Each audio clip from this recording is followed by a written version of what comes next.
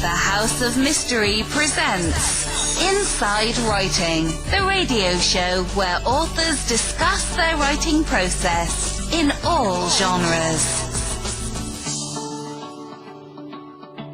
And joining us now, all the way from Australia, is the author of the book, The Family, and it's called, and he is Chris Johnston. Thank you for being on the show. That's a pleasure.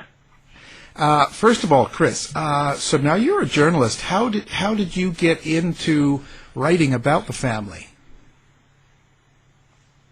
Well, I was working for a newspaper here in Melbourne, Australia, and I've been covering various things to do with, I guess, quasi-religions, groups like the Jehovah's Witnesses, various cults and sects, and also which you've also had in the United States, we had a big series of inquiries into the Catholic Church and their treatment of their treatment of child sexual abuse. And I was kind of like, I got myself sort of engrossed in that sort of world in terms of reporting, and I guess one thing led to another, and I started to wonder whatever happened to this notorious Melbourne-based cult of the I guess 60s, 70s, and 80s.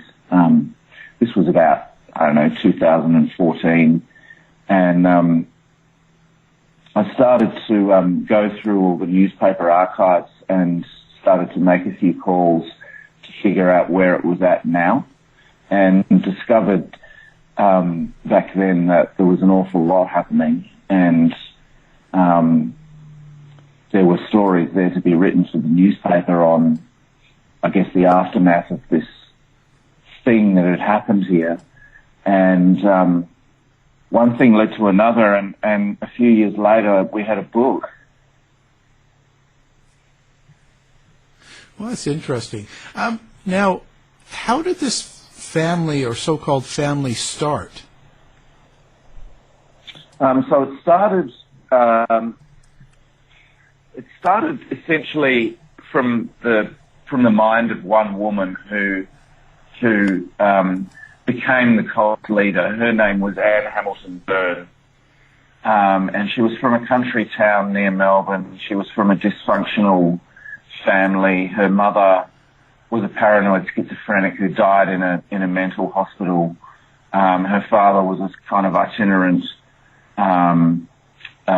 failed soldier, and she, through a process of reinvention, sort of emerged as a sort of a yoga teacher in the very late 1950s here in Melbourne, just as yoga was sort of becoming a thing. And through her yoga classes, she began to collect a bunch of, I guess, hangers-on, and she started to sort of infuse her yoga classes with a sort of cod spirituality, and she started to realise that she could exploit some of the people who were coming to her yoga classes, and that's what she did. And they were in the main sort of wealthy, middle-aged women from the more well-to-do parts of Melbourne. And soon enough, she had a following, and one thing led to another, and she started to sort of increasingly meddle in these people's lives and manipulate them for her own ends. And this was before she started stealing children. I guess it started innocently enough with this woman who, always had potential to start exploiting vulnerable people, and soon enough, through yoga, she did. So this was the very late 50s. So she must have had a charismatic personality. Yeah, she was charismatic and beautiful. Some people say she looked like a sort of a young Kim Novak. She was blonde. She was statuesque. She puts on the airs and graces of someone who sort of mixed with the upper classes and with the elites, but in fact she wasn't. But the way she reinvented herself around about the sort of Second World War time, around about the 1940s into the 50s, the way she reinvented herself then was, into this sort of educated, noble woman, I guess, which she in fact never was, but she managed to convince a bunch of people that that's who she was. Now, so did she start preaching to them, sort of, or was it just a club, or teaching yoga and giving them little hints of what they should do, and how did she get that from that to getting money and things out of them? So she slowly started sort of drip feeding this sort of like plagiarized spirituality. So bits of Buddhism, bits of Hinduism, bits of Christianity, bits of all kinds of a sort of mishmash of various sort of religious tropes. And she started drip feeding that into her yoga classes. And she started to see that the women at the classes could be manipulated really easily. And she started to grow wealthier. She, quite early in the piece, around 1961-62, she managed to convince a very eminent university professor in Melbourne, who was an Englishman, but he was in Melbourne at the time, a professor of physics named Johnston. She managed to convince him to come on board and essentially help her recruit adult members for this sort of growing cult, which by the early 60s had, I guess, accumulated a bunch of property and had built itself a temple in the Dandenong Ranges, which is a little mountain range just near Melbourne. So this professor guy was, he was a professor of physics, and he was really eminent. In fact, he worked with Ernest Rutherford in the UK, splitting the atom. But by the 1960s, he was at the sort of twilight of his career in Melbourne and had moved into a sort of metaphysical set of beliefs rather than physics. So he was interested he started writing books about, the meaning of the universe and spirituality and reincarnation and stuff like that. And she literally turned up on his doorstep one day in December 1962 and convinced him that she was a true prophet and that she was the teacher that he had been looking for. And by the winter of 1963, they were doing. She was giving him LSD and magic mushrooms, and he was declaring her to be Jesus Christ. Wow, what an impact she must have had. By this time, she'd figured out that if you give people enough acid and psilocybin, then they'll hallucinate and they'll believe what you say. And the whole LSD side of this story takes a really, really interesting turn in around the mid-60s when the cult, as it was certainly by then, because by then they'd started accumulating children as well. But not only had they got themselves some children, they'd also got themselves a psychiatric hospital in Melbourne, where there was loads of LSD being used in therapy, which was legal back then. And she managed to infiltrate that and divert the supplies to her own cult and to use the psychiatric hospital as a recruiting ground for cult members. So it all escalated pretty quickly. Well, how did she get access to the psychiatric hospital? Like, and how? She's not a doctor. No, she's not a doctor, but she befriended a woman who owned this privately owned clinic. It was like a psychiatric clinic.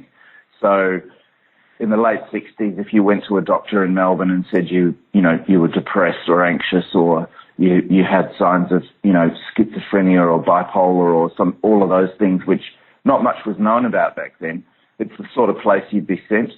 And so she ingratiated herself into the life of the couple who owned it, and they became cult members. And then soon enough, the place was stacked with cult staff working there, because this was a cult that didn't attract the sort of the hippies or the flower children or the dropouts or the sort of outcasts of society. Like, if you think of something like Jim Jones and the sort of people that he went for, they were the poor and the vulnerable, Right. and the family didn't do that. She went for the rich, the influential, the white collar people, the professionals. She loved doctors, nurses, architects, psychiatrists, lawyers.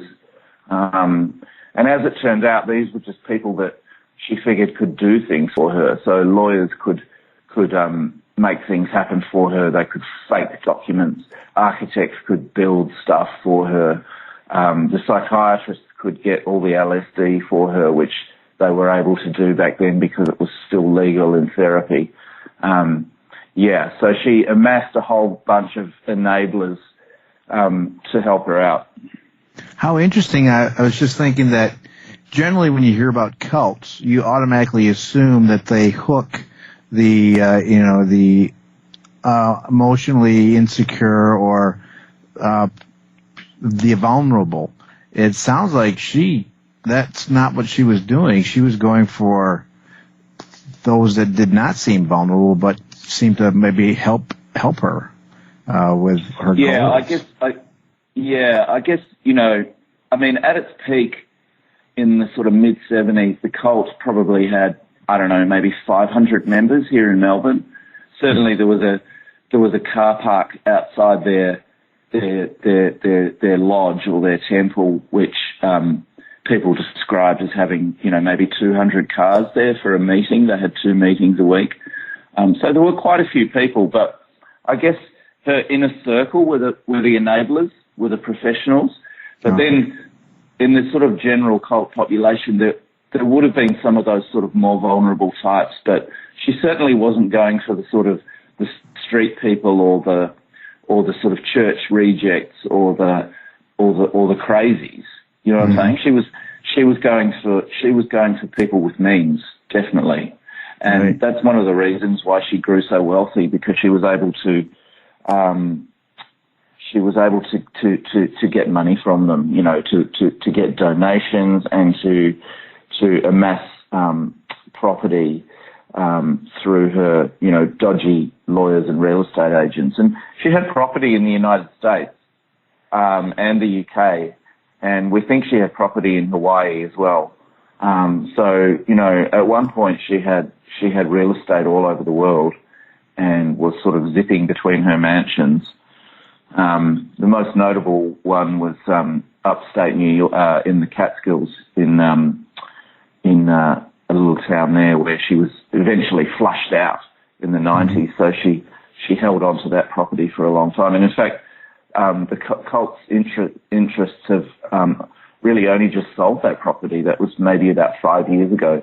What made her decide to start taking on children? Like, what was the reasoning behind that?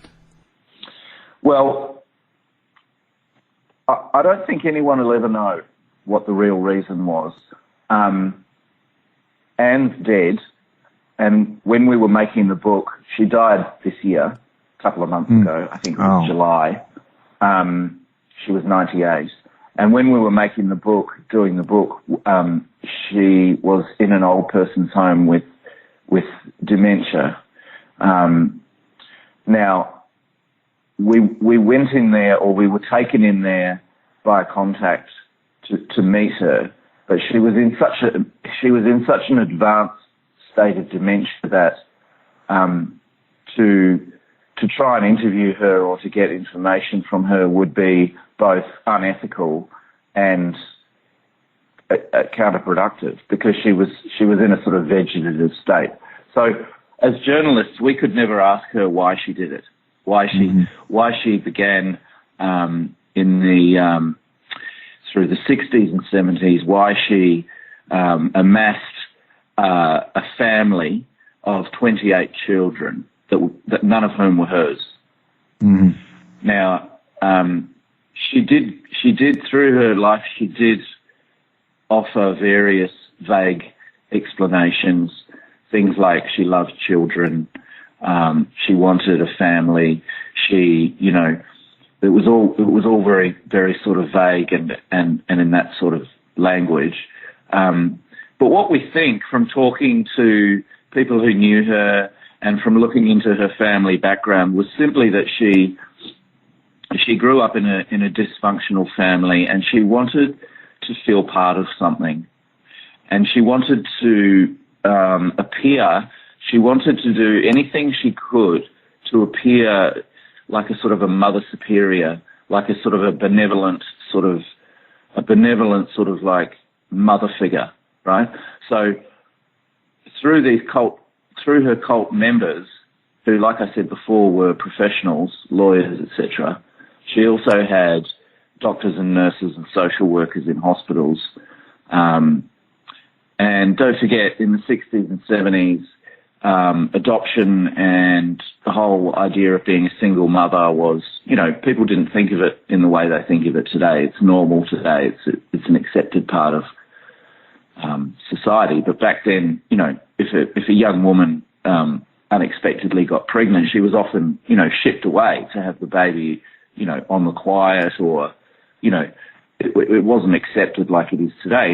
And Anne was able to find out when and where single mums were having babies in hospitals, and she was able, it sounds unbelievable when you retell it, but she was able to, through her network of insiders in the hospitals, to actually go in there or send people in there and literally take them. So we heard stories, first-hand stories of babies being born in hospitals, to a cult doctor, handed to a cult nurse, who handed the baby to a cult operative who walked out of the hospital and gave the baby to the cult. Yeah. And she did this 14 times. She had 28 cult children. 14 of them were stolen in this manner, and the other 14 were usually the children of cult adults. Right, and the 14 that she stole, she gave her own surname at Hamilton-Byrne, and she changed their Christian names, and she housed them in a sort of a compound beside a lake about 2 hours north of Melbourne. Mm. And the other ones, the children of cult adults, she didn't change their names, and she housed them in sort of cult houses with cult parents, sometimes their own, sometimes not, up in the hills near Melbourne in homes.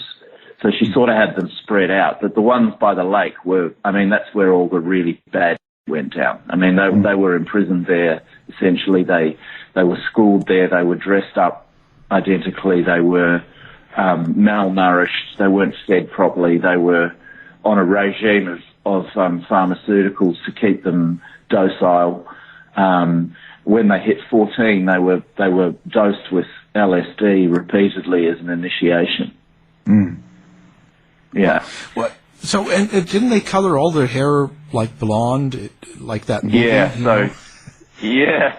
So that's the main sort of defining image of the cult, and it's a photo that's used on the front of the book in a form, and it's a sort of Children of the Corn sort of. Piece of imagery where the kids at the lake house were, they had their hair dyed blonde. Not all of them, 14 there, probably 10, 12 of them had their hair dyed blonde and cut in exactly the same sort of pudding bowl haircut. And they were dressed in sort of fine clothes.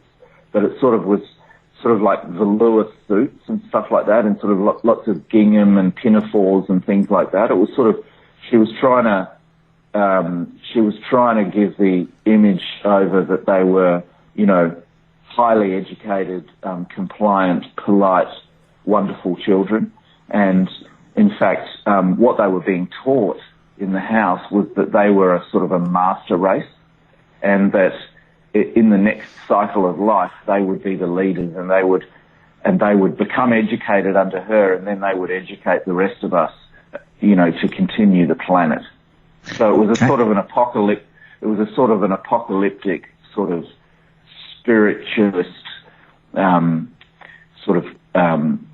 cruel, sort of imprisonment beside this lake. How about isn't there a rumor or a conspiracy theory that Julian Assange was one of these children? Yeah, so it's both a rumor and a conspiracy theory. We researched the shit out of that, obviously, because, look, for a while all signs pointed to him being there, because he looks exactly like these kids. And what we found was that his mother was involved for a short time with a man who wasn't Julian's father. And he was, I wouldn't say directly, but indirectly involved with the cult. He was very much on the fringes of it as a participant for a very short time. And Julian's mum was actually trying to get away from this guy. So Julian and his mum never had anything to do with it. They were never involved in any cult activities. They were not part of it. But mum's boyfriend sort of was for a time. But it fits a conspiracist narrative to have him there. But I'm here to tell you that unfortunately he wasn't. Had to ask. Yeah. And now the LSD, what was the point behind that? And how did she tell the kids and the followers to take LSD? How did she get it into them? Well, it was a mind control tool. So she figured out that people could become malleable under the influence of it and would be more likely to believe the outrageous things she was saying. So I was talking before about her key enablers. Her very, very inner circle, were able to do all sorts of things for her because of their positions in society, lawyers, real estate agents, etc. But possibly one of her key guys was a psychiatrist who became involved with the cult, and he was such an eminent psychiatrist in Melbourne that he found himself in a position of being the guy who was advising the government, the state government here in Victoria and Melbourne, on who should get licenses to use LSD in therapy. So the government said, okay, we'll give out X number of licenses to approved psychiatrists, and we'll bring the LSD straight in from Sandoz in Switzerland in liquid form, and you can be the guy who decides who gets to use it in which psychiatric hospitals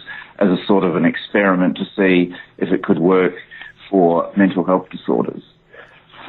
So the guy that was deciding how much LSD came in and who got hold of it was Colt. And so he obviously decided that he should get a bunch of it, and two of his cult mates who worked at the psychiatric hospital should also get a bunch of it. And it was coming in liquid form. And she was also using psilocybin, both from laboratories, same laboratories in Europe, and then later from just mushrooms, picked mushrooms. So she was right into psychedelics.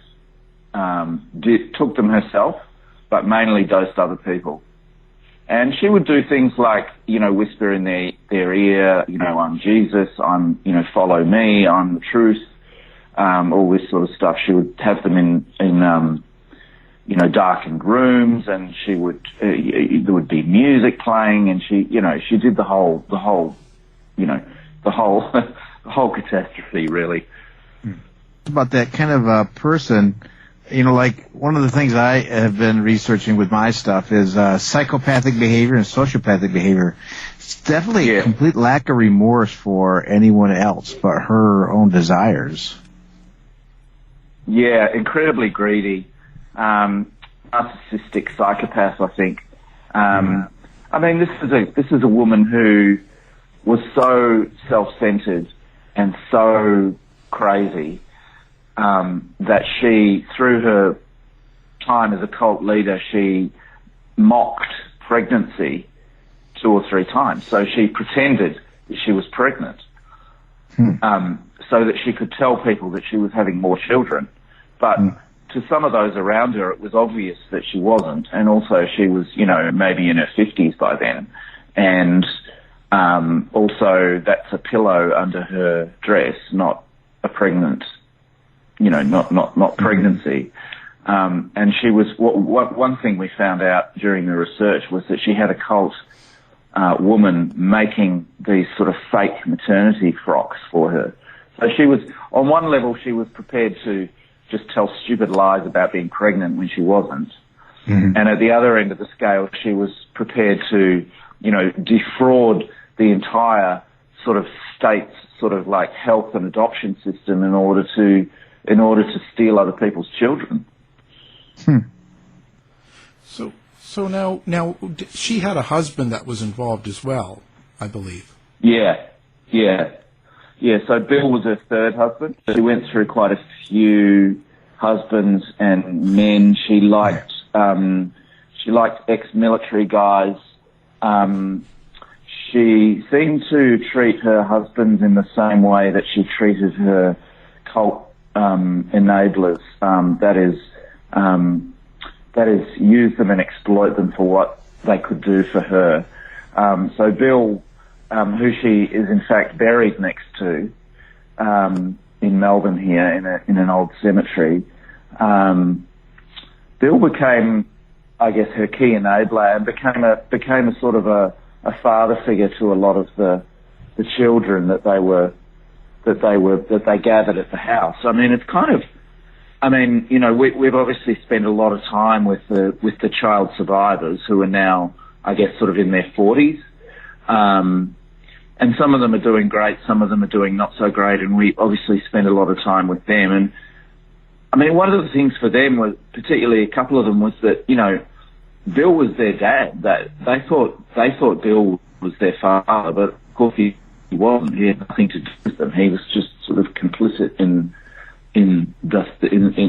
taking them from the hospitals. But he wasn't their father. So there was this bizarre sort of like strange misplaced loyalty towards Bill because, he especially a couple of the girls actually, they were really close to him, and I'm thinking of one in particular, Leanne, or Anna, as she was known in the cult. She said she was Daddy's girl. She loved him. He loved her. She was his favorite, the apple of his eye, but also really cruel and manipulative, and obviously, as it turned out, not her dad.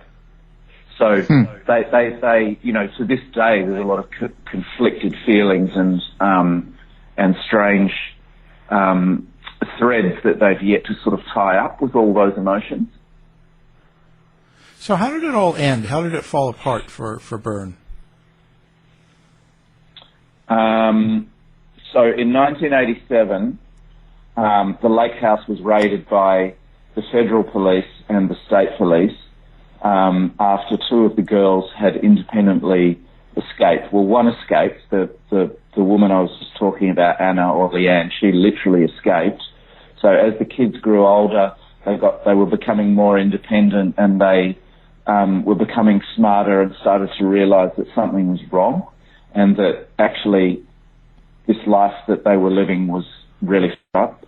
And Leanne, being headstrong and sort of 16, 17 at the time, escaped. She tried to escape before, but she was successful.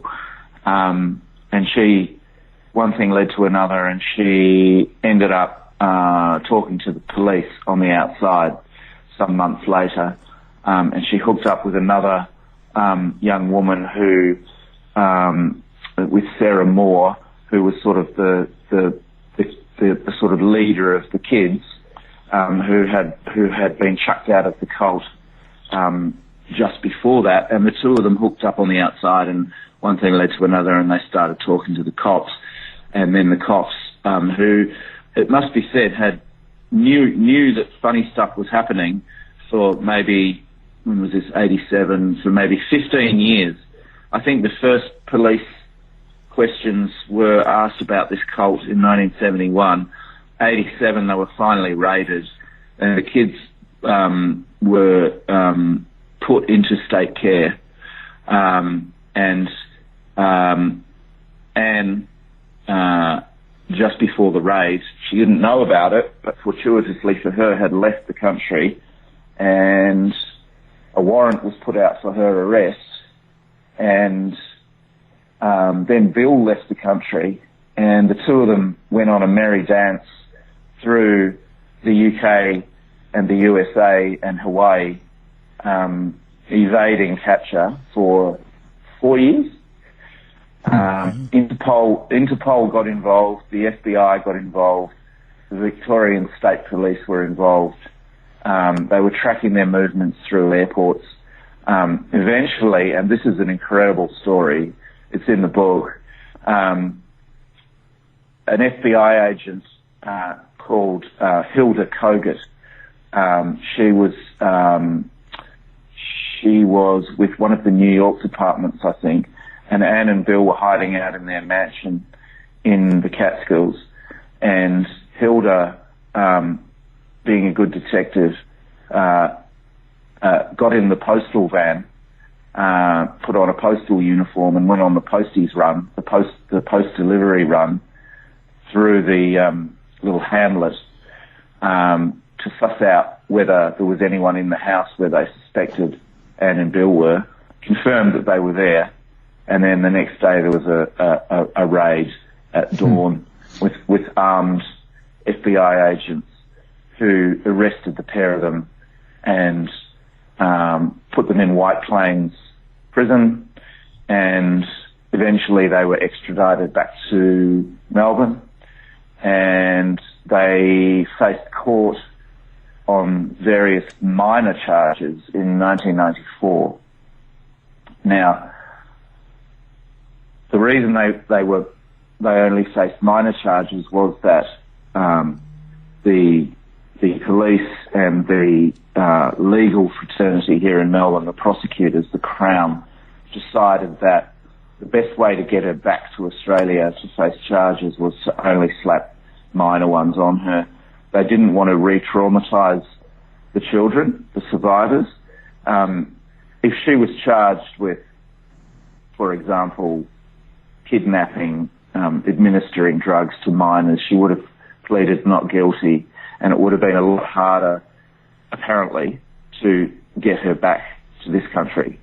So they found some minor charges involving forging signatures on social security papers to do with some of the kids' identities, the name changes.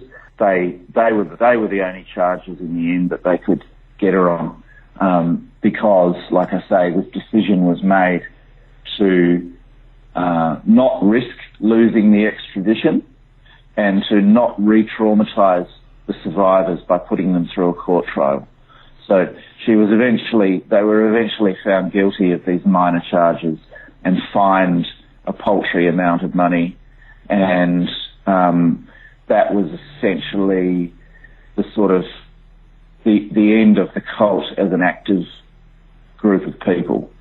Things continued a little bit, but and they still do to this day. But really, it's a benign sort of group now that doesn't do anything. And certainly when she was convicted and faced court, looking like a mere mortal, not like Jesus Christ, certainly her support sort of fell away, and she sort of retreated into the background, and then got sick, and then died early this year. And what happened to her husband? Bill died in, I think, the early 2000s. He died of cancer. So yeah, they're buried together in this little cemetery here in Melbourne, and there's a few things going on. One of the things we found out was that they have a bogus charity set up, a tax-exempt charity to administer the money. They've been selling a bunch of their assets, including the house in the United States and some properties in Melbourne and the UK. This bogus charity is sort of like funneling the money around. We're sort of following the money trail at the moment. And there's a strong likelihood of a court action here in Melbourne, hopefully next year, around compensating or potentially compensating some of the survivors. Well, who runs the estate now? A group of cult men who are sort of older guys who are the children of formerly senior cult members. So back in the day, like I was saying, she had all these lieutenants and enablers. Well, three of their kids, who are, guys in their 60s, 70s maybe now, they run the show behind the sort of veil of this fake charity, which we've tried to have investigated by the charities regulator, but they never have. But there is a legal team now looking at the paper trail in order to try and secure some money for the survivors. That's all up in the air. What do you hope that people get out of reading the book? I think it's just that these things can hide in plain sight. Like, here's a story that spans, 40, almost 50 years, in Melbourne that all played out, in plain sight. And it's really to do with belief and hope, isn't it? So here was a manipulative, narcissistic psychopath who somehow, like all cult leaders do, managed to persuade a bunch of people that she held the answers, and that they should believe, and that there was something better. There was an afterlife. Follow me, and everything will be revealed, right? Which is sort of like the basis of all sort of religions, I guess. But here was someone who preyed on that, I guess, that sense of hope, and just managed to exploit hundreds of people and ruin a whole lot of lives, just because of her own greed. And it happened right in front of us. And it happened with influential people were complicit in it. It wasn't criminals or lowlives, although they did become criminals. It was members of the establishment. And, you can still see that playing out in cults today. You can still see it. I mean, look at NXIVM. I mean, it's a similar sort of, it's a similar, it's same but different, It's kind of like, it's in plain sight. It's amazing that it was so long ago. It's like they were the template for all these other cults. Yeah, that's right. I mean, Anne Hamilton-Byrne she is a template. She's an archetype. The key difference with her is that she's a she. Most successful cult leaders, and I say successful in inverted commas, most of them that we could think of are men. Jim Jones, Manson, the NXIVM guy, it's hard to think of an equivalent female cult leader. I mean, there are precedents, but then there's no one that anyone would have heard of. I mean, you know, that's what made it unique, and in some ways, it's a kind of a twisted sort of fairy tale, because she was a sort of wicked witch character, and she had these innocent children, you know, innocent blonde children that she imprisoned in a scary castle sort of thing in the hills. So it had that fairy tale archetype thing to it as well, which sort of attracted us to the narrative. Now, you guys, I say guys, you and Rosie Jones. Now, you guys did a documentary of this as well. Where can people find out more about you, the book, the documentary, and things like that? Do you have a website?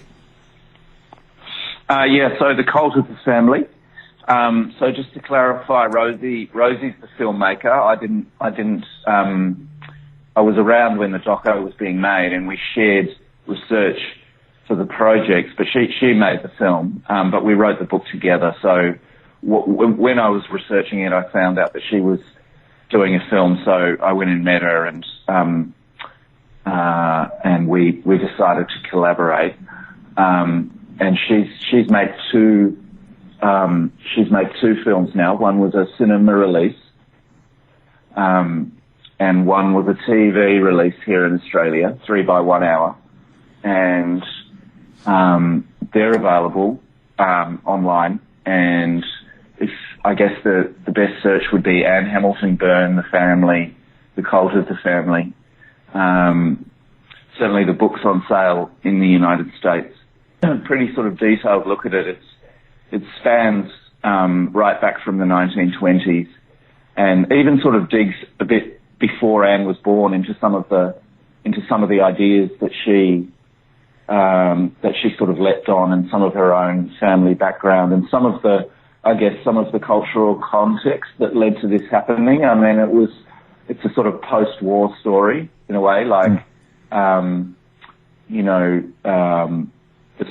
the sort of post-war suburban sort of conservative boom that happened in this country and in your country as well after the war, when the sort of middle classes and the upper middle classes sort of settled, and there was plenty of money going around, and people were starting to question things, weren't they, back then? Yeah. And getting into the 50s towards the 60s, questions started to be asked, you know, and so she was in the middle of that, exploiting people's sort of sense of wonder, I suppose, or sense of maybe even their sense of sort of questioning whether, you know, that post-war sort of thing was, you know, was that the answer, or was there a higher purpose? You know, that was the sort of cultural milieu.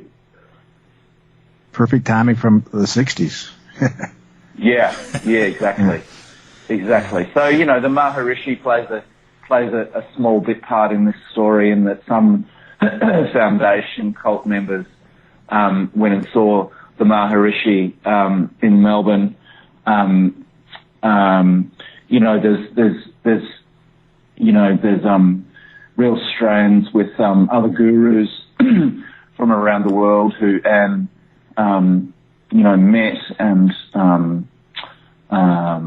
tried to get involved with her own staff, and yeah, it's a kind of a global story in a way. I mean, it played out mainly in Melbourne, and their base was certainly here, but there were tentacles all over the world. Yeah. Wow. And so the family's done now. It's not going anymore. Well, some of the people are still alive, and like I say, there's this money flying around behind this charity, and there's they're offloading their assets. I mean, I think what they're trying to do now is offload or hide their assets before a potential class action, so that they're not as liable. That's just my theory.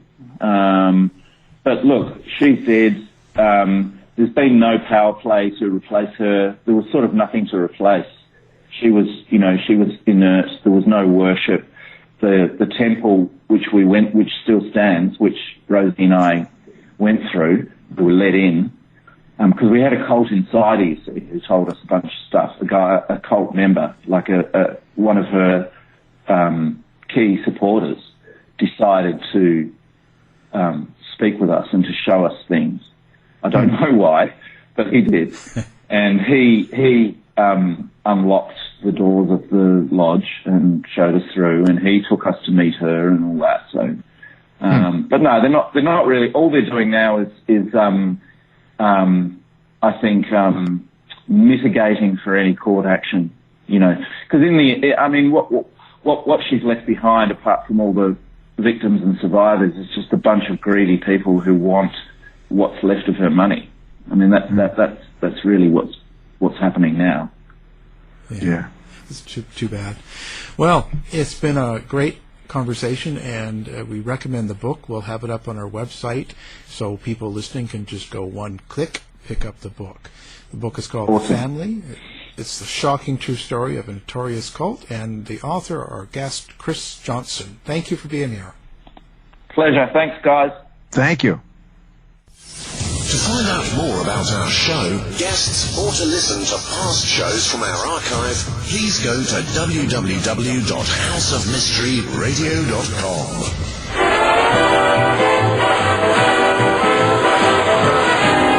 The mission has been completed. The end! By George, he's got it! It is the end! I'll see you. If you're lying to me, I'll be back.